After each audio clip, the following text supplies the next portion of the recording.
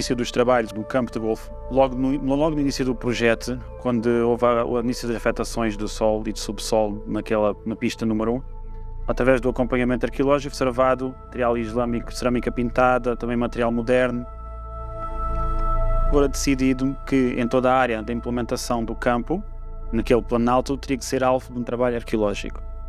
A zona escolhida foi o topo de um cabeço, a sobrancelha é uma ribeira que vai desaguar em Ferragudo, e é interessante verificar que, apesar de estar num cabeço, a visibilidade sobre a paisagem é relativamente restrita, porque a topografia em torno ao cabeço é toda ela de cotas mais altas, a visibilidade sobre a paisagem é restrita a um espaço muito, muito fechado.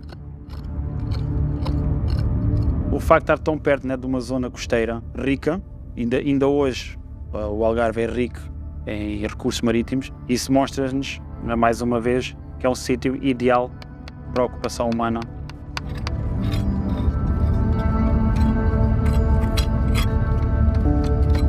Os dois contextos que encontramos são 2 de 4, não é? Até agora estes estão bastante bem caracterizados, correspondem às estruturas funerárias do Neolítico Médio, ou seja, devem estar datados de meados do 4º milénio, mais ou menos, 3600, 3500. Aqueles sepulcros têm um espólio muito característico desse período, praticamente a ausência de cerâmica. É um tipo de material votivo que é característico precisamente desses períodos do quarto milénio, meados do 4º milénio. Identificámos alguns materiais que nos permitem datar essa estrutura, associada aos enterramentos coletivos.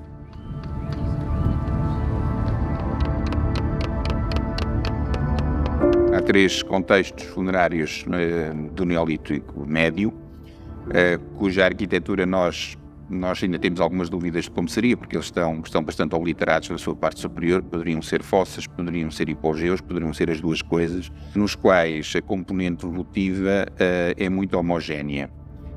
E que a homogeneidade essa que revela claramente que haveria prescrições sobre os materiais que poderiam ser introduzidos nos contextos funerários a acompanhar os restos humanos. Temos pedra polida, machados e enxós de pequenas dimensões, com as características tipológicas próprias desta fase do Neolítico, acompanhados por geométricos, que são, enfim, ao cabo, pequenos trapézios ou triângulos feitos em sílex e que funcionariam essencialmente como pontas de projétil. Algumas lamelas em sílex, pequenas lâminas em sílex, poderiam funcionar como pequenas facas, e depois alguns elementos de adorno. Contas de colar, 2 contas de colar, uma matéria-prima que aparentemente será calcário, e braceletes feitas a partir de conchas de gliciméris. Nós muitas vezes podemos identificar só fragmentos, não é? Como identificámos também no outro sepulcro. Neste caso nós temos a peça completa. Ou seja, a concha seria assim, não é? Assim gordinha, depois toda ela cortada, polida, até ganhar esta forma.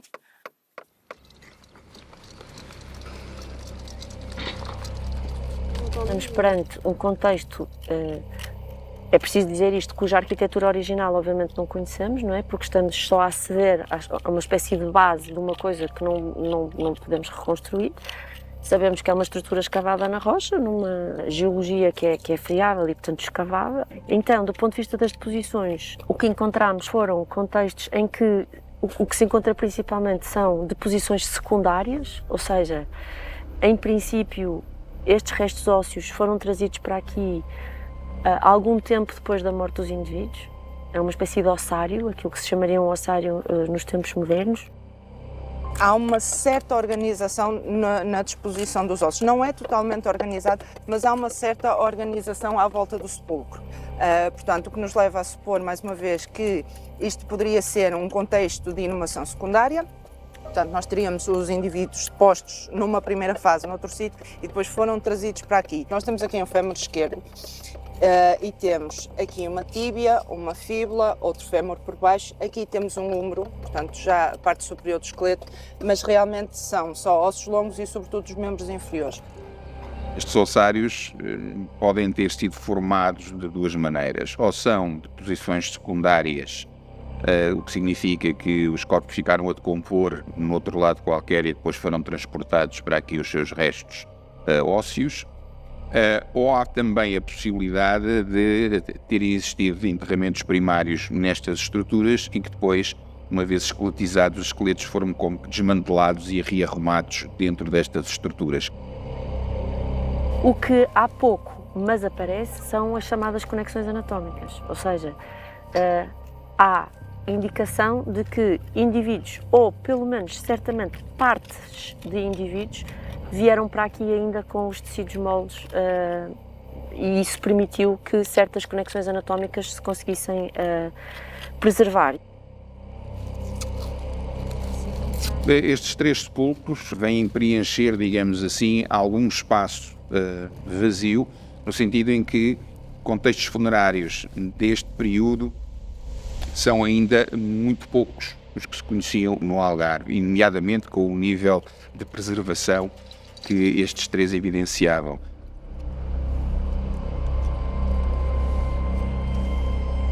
Os ossos, como se deve imaginar, fruto de vários fatores, não só a geologia do solo, a sua antiguidade, obviamente, fez com que os ossos não estejam maravilhosamente bem preservados. Aliás, os dali estavam literalmente petrificados, que era uma coisa que ainda não tinha escavado, tiveram que ser escavados quase a escopro e a martelo.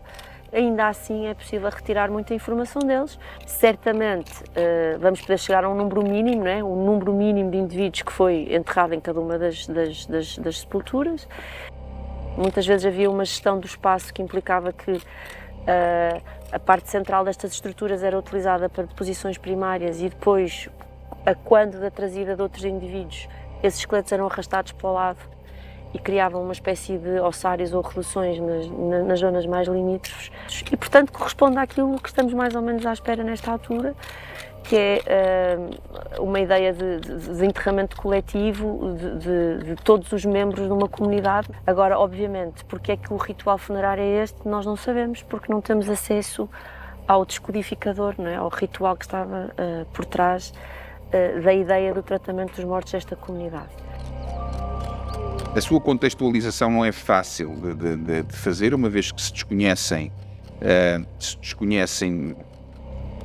áreas habitacionais que facilmente e diretamente possam ser relacionados com ele, e embora hajam contextos de ocupação em espaço aberto, aparentemente de habitat, na região de Lagoa. Neste momento é uma questão em aberto saber se de facto estas necrópolis funcionariam de forma isolada e relativamente afastadas de áreas residenciais, ou se essas áreas residenciais estão mais perto, mas ainda por identificar.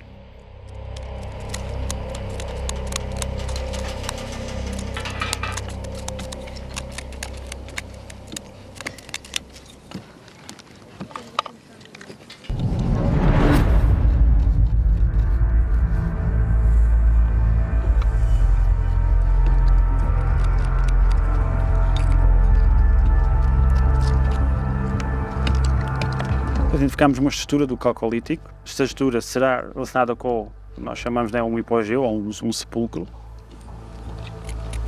Estava muito próxima nestes 3 contextos do Neolítico Médio, o que só por si é um dado interessante, porque é uma construção que é bastante posterior, em termos cronológicos, mas que se vai situar precisamente junto desses contextos funerários prévios, o que poderá indicar que há aqui um efeito de atração que os contextos do Neolítico Médio exercem no tempo, que levam a que essa estrutura mais tarde venha a ser ali localizada, o que significa que de alguma forma eles deveriam estar presentes, ainda eventualmente visíveis, que atraíram a localização do sepulcro calcolítico. É um sepulcro que também temos algumas dúvidas sobre as suas características arquitetónicas, mas possivelmente será uma estrutura de tipo hipogeu, com uma câmara circular e possivelmente um acesso em corredor.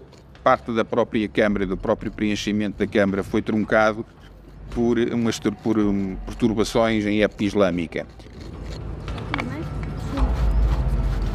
Só se quiser já gravar isto. Ainda não. estruturas deste género, deste período, com este tipo de utilização funerária, já é conhecido, embora as características subterrâneas desta, portanto é uma coisa parcialmente escavada na rocha. Já foi identificada pontas de seta idênticas culturalmente às identificadas em Alcalar, portanto existe uma relação cronológica.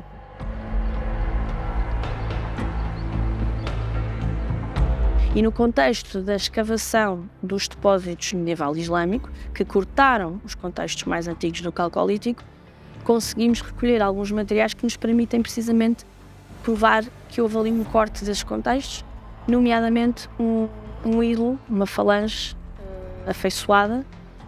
Neste caso é uma primeira falange da pata de um equídeo, que depois é trabalhada. Este é mais um sítio onde identificamos para já mais um ídolo falange. Já foram identificadas grandes lâminas também de sílex. Sílex esse que nota-se que não é local.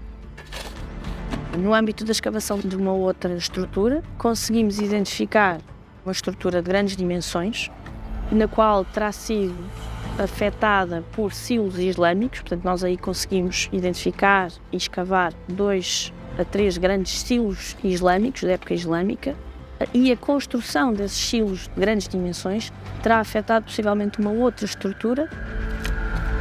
Uma vez que nós conseguimos recolher num dos depósitos que foi cortado, o vaso inteiro, perfil completo, cerâmica manual, que nos remete precisamente para o período calcolítico. Portanto, foi um achado inclusivamente isolado.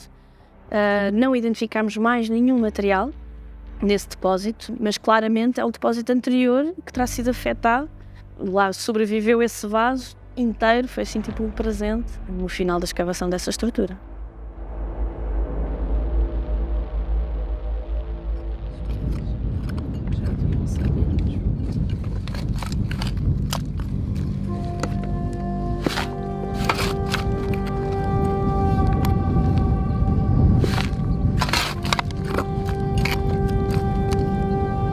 O islâmico foi identificado representa uma ocupação rural do território algarvio. São casais agrícolas, alcarias, basicamente que ocupam o território em redor das grandes cidades e se espalham por todo o lado. O que é interessante durante o período islâmico é que há um povoamento rural que é bastante dinâmico. Nós vamos assistindo a sítios que são ocupados durante o século VIII, IX, X e depois são abandonados, depois outros no século XI e XII são abandonados, e muito provavelmente isso relaciona-se com todas as questões e dinâmicas político-administrativas que vão marcando o período islâmico e a sua ocupação. Nós conseguimos perceber que é um espaço habitacional onde moraram pessoas, apesar de só terem ficado preservadas as estruturas negativas escavadas no solo, basicamente um conjunto muito interessante de silos. Com o avançar dos trabalhos, ao escavarmos os silos, dali poderemos ter 2 tipologias, seja silos com uma entrada pequenina, depois com uma abóbada e afundam, não é? Em forma de saco ou mesmo fundo de garrafa, e depois também temos silos em que seriam simplesmente cilíndricos e que depois teriam talvez um aparelho à volta e uma tampa. Eles são usados para armazenamento de bens alimentares. Quando os sítios são abandonados, acabam por ser usados como lixeiras, ou mesmo às vezes durante o uso dos sítios, quando já não precisam daquele silo em particular, descartam para lá uma série de materiais, tanto ao nível cerâmico como da própria fauna e de restos alimentares. E aqui na Quinta dos Poços também foi bastante interessante, porque tínhamos uma série de ossos, tanto de bovinos como de ovinos, como de coelhos, mas mais interessante ainda é a quantidade de conchas que provam que realmente havia um aproveitamento dos recursos marinhos, como noutros sítios deste género que têm vindo também a ser identificados ao pé de Lagos e de Portimão, com diversas conchas, quer de ostras, de ameijoa, de berbigão.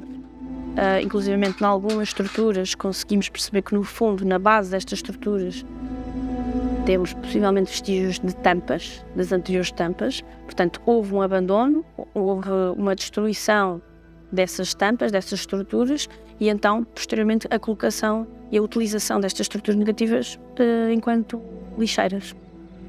Portanto, a Quinta dos Poços contém mais de 35 estruturas negativas, estruturas circulares, tipo fossa, nos quais identificámos material, nomeadamente cerâmica comum, tanto potes, panelas. A cerâmica identificada neste sítio permite pensar que ele terá sido ocupado durante o século XI e XII, pelo menos o seu abandono terá sido no XII. Já não surge o material mais característico do último período de presença islâmica no Algarve. Já não surge material que nos permite passar para o século XIII, portanto, o material que chega com as comunidades almohadas, a dinastia almohada que vem do norte da África e que tem algumas peças muito características, elas não são identificadas no sítio, portanto, pensamos que no século XII ele terá sido abandonado. Identificámos também um fragmento de uma desses recipientes com uma figura de um pássaro. Já algumas podem ser importações, nomeadamente essas cerâmicas de pastas claras com decoração pintada. É cerâmica que é relativamente perdura no tempo, durante o período islâmico, da ocupação islâmica. Dentro desses estilos já foram identificados alguns elementos arquitetónicos, nomeadamente como os cantos de encaixe das portas, o que nos está a dar a ideia, alguns nas imediações teremos um espaço habitacional de época islâmica ainda por identificar no Algarve.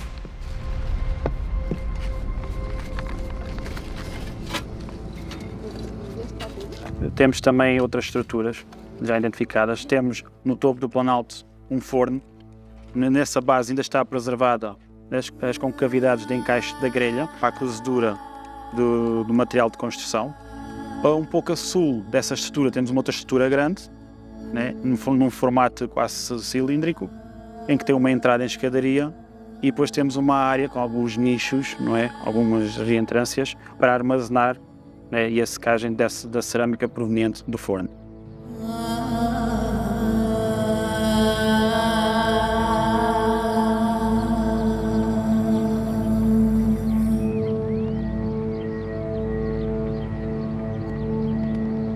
No âmbito dessa ocupação islâmica foi possível identificar quer estruturas de caráter dito doméstico, né, quer estruturas de caráter funerário, o que também é normal para a época.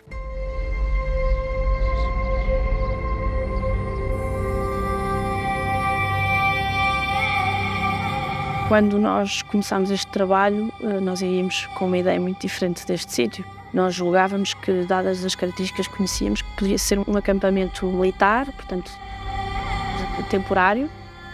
Todavia, o facto de termos encontrado esta quantidade de material, a utilização destes espaços enquanto lixeiras, portanto, pressupõe também um consumo grande noutro sítio. O que nos permite sugerir que nas imediações deste espaço poderá estar o povoado. E podemos claramente dizer, pelo menos no município de Lagoa, é até à data o maior sítio identificado em área e em diacronia.